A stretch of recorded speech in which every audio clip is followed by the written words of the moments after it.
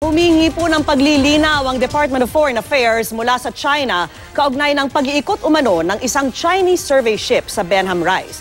Tanging Pilipinas lamang po kasi ang may karapatan sa mga likas na yaman sa Benham Rise, ayon po yan sa United Nations. At nakatutok si Chino Gaston. Mamamahaling uri ng mga isda, hindi mapantayang ganda ng mga bahura at mga hindi pa natutuklasang likas yaman gaya ng langis at mineral resources. Ilan lang yan sa mga taglay na yaman sa Benham Rise sa Pacific Ocean malapit sa Isabela at Aurora. Kaya matapos mabalita ang 3 buwang nagsagawa ng survey doon, ang isang barko ng China na walang pahintulot, naalarma ang grupong Oceana Philippines, grupo ng mga environmentalists na nagpunta sa Benham Rise noong 2016. It should be a matter of concern, and we expect government to take action, as Chinese government, kasi that's part of our territory. Hiling nila sa gobyerno agad na maghain ng protesta sa Chinese ambassador. We take action, hindi lang mag-announce na may dumaan or may nag-survey. The question really is, what are you doing about this?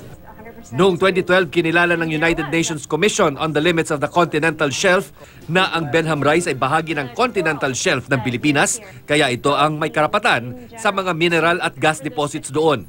Nagpadala na ng note verbal ang Department of Foreign Affairs sa China para humingi ng klarifikasyon sa pagpunta ng barko nito sa Benham Rise. Sabi kahapon ni Defense Secretary Delfin Lorenzana, 2016 ang 3 buwang inikot ng isang Chinese survey ship ang karagatan sa Benham Rise mula North Luzon hanggang Surigao. Inatasan niya rin daw ang Philippine Navy na sitahin at itaboy ang mga Chinese ship sa Benham Rise.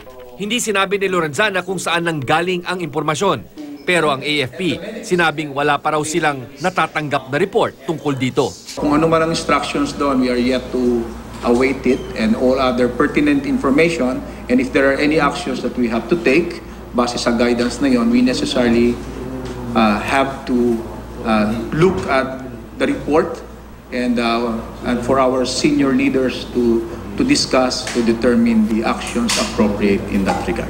Ang tagapagsalita ng Ministry of Foreign Affairs ng China, sinabing aalamin pa nila kung meron ngang pinadalang survey ship ang kanilang bansa sa Benham Rise. Chino Gaston, nakatutok, 24 oras.